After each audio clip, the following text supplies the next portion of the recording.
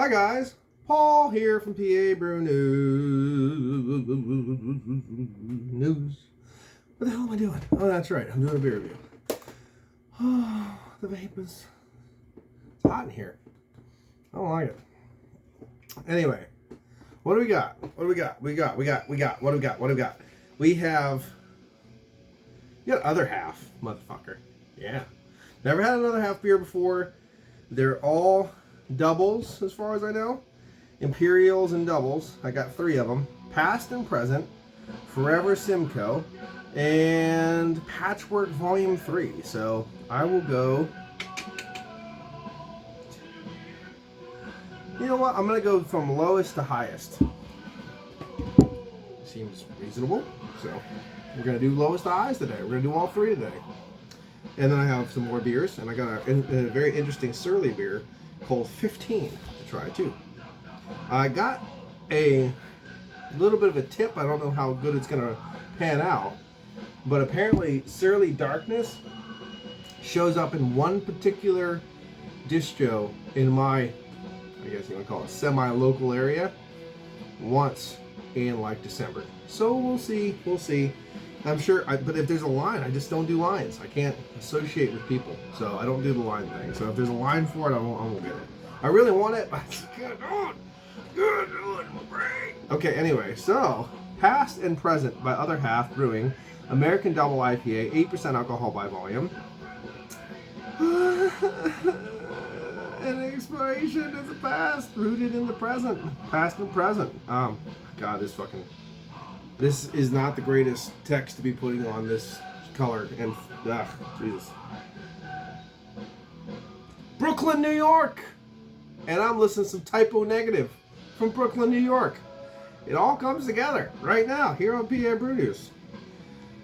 Of course, Joe, the average beer patrol, the average Joe from the Beer Patrol, has been the internet sponsor for Other Half for quite a while. So let's see if his fellatiating is apropos. So let's just check it out.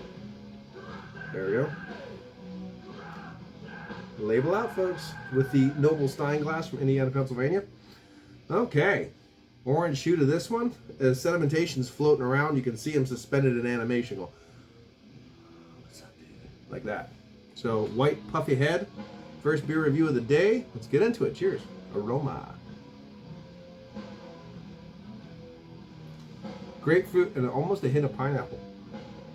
But certainly grapefruit.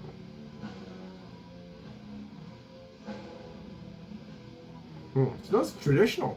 It smells like a blast from the past. I mean, it's just... There's something in there way in the back that reminds me of just a twinge of pineapple, but mostly it's grapefruit. And then you have a little bit of that earthy pepperiness, almost a floral kind of compound.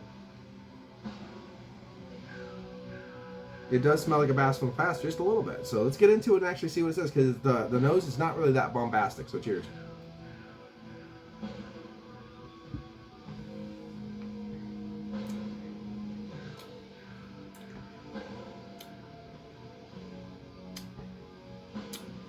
Peppery, I did say a little bit of hint of pine in there. Hint of pine, floral, peppery, earthiness. Grapefruit. It was a twinge of something else that I just don't exactly know what it was.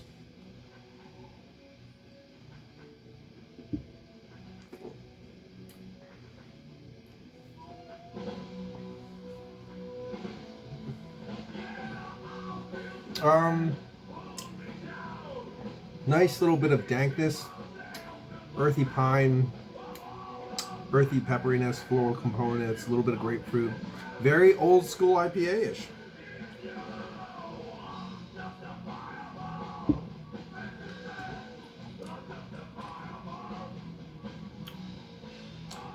Okay.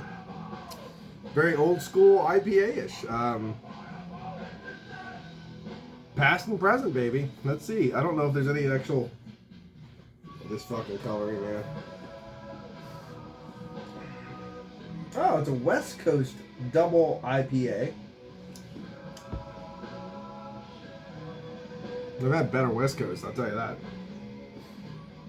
Reshape beer drinkers' views of helped reshape beer drinkers' views of the relationship of hops to beer Brewed with a new world hop and with citrus and pine notes. Yes, absolutely.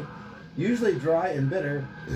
Sorry, it's a 180 from the fruit, grassy, and floral notes of previous generations of hops. Our version is a tribute to one of the greatest of styles and leans heavily on Citra, Amarillo, and Simcoe hops. Now, strangely, I really don't get blood orange in this that I usually get from Amarillo.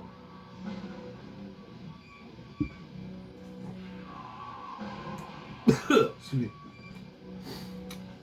Again, there's something in the background, like the same as aroma. You have the grapefruit. You have the.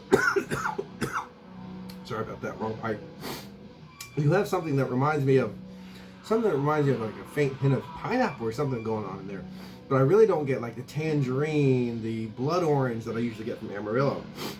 Now, there is an earthy pepperiness to this one. There is a dankness. There's a hint of pine in there. I do get something that reminds you of just a hint of floral though. Something kind of come off, a little bit of that now and again. Tons of grapefruit, and the grapefruit is definitely there.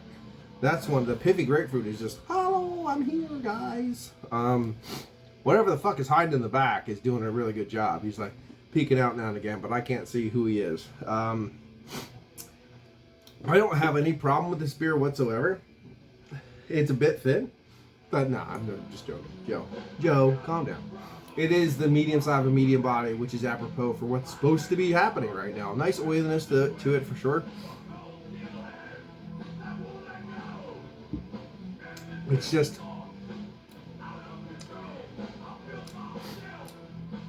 instead of a West Coast IPA, okay, especially a well-brewed West Coast IPA, this reminds me of what a lot of IPAs were when shit tons of companies started producing IPAs back in the day. That's what this reminds me of. It's just a very, yep, that's an IPA, yep, textbook, yep, there it is. And I just had lunch again.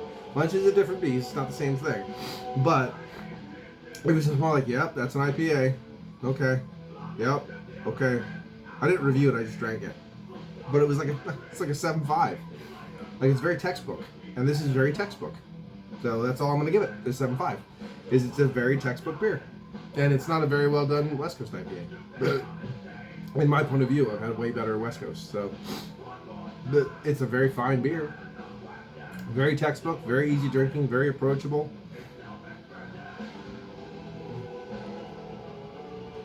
(8/20/21). I am assuming that's canned on 8/20/21. So less than 2 months old. That's good.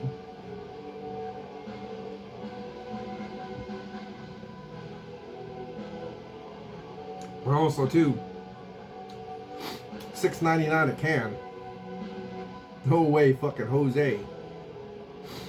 I mean, I've always heard other half, especially some of the brews they do, were overpriced to begin with. Now I don't know what they're like. Something like this would normally be on the shelf or at the brewery, but price gouging has always been a thing in PA for stuff that normally isn't available other places. Like I remember when all the Deschutes stuff came in, the big bombers and stuff, and they wanted 28, 29, 31 a bottle when you can go get that same beer somewhere else, especially in the more local areas, for 12, 13. You know what I mean? So it is one of those things. It's okay. I mean, for me, honestly, Centennial and Simcoe are the only ones that are actually standing out. The Amarillo has been lost in transmission for some reason. I don't know exactly why, but I really love Amarillo. It's one of my favorite hops. I just really love that blood orange goodness that Amarillo gives me. But just don't get in this one for some reason. I don't know. So that was Gravity, and I'm done with this one. So, yeah, 7.5. I'm just going to give it a nice little solid textbook score, because that's what it is to me. A very textbook solid. Here you go. Here you go, sir. If it was just an IPA, I'd probably give it an 8, but it's a West Coast. I'm just going to say it's textbook because it really isn't blowing my doors off. So we're going to try the next one here in a little bit, and hopefully it's a tad bit kicked up. You know what I mean? I'm not knowing what none of these are triples, so I'm not going to get that other half body, you know, like that Joe just keeps organizing about. Unfortunately, none of them were triples. So, and this might be the least expensive one.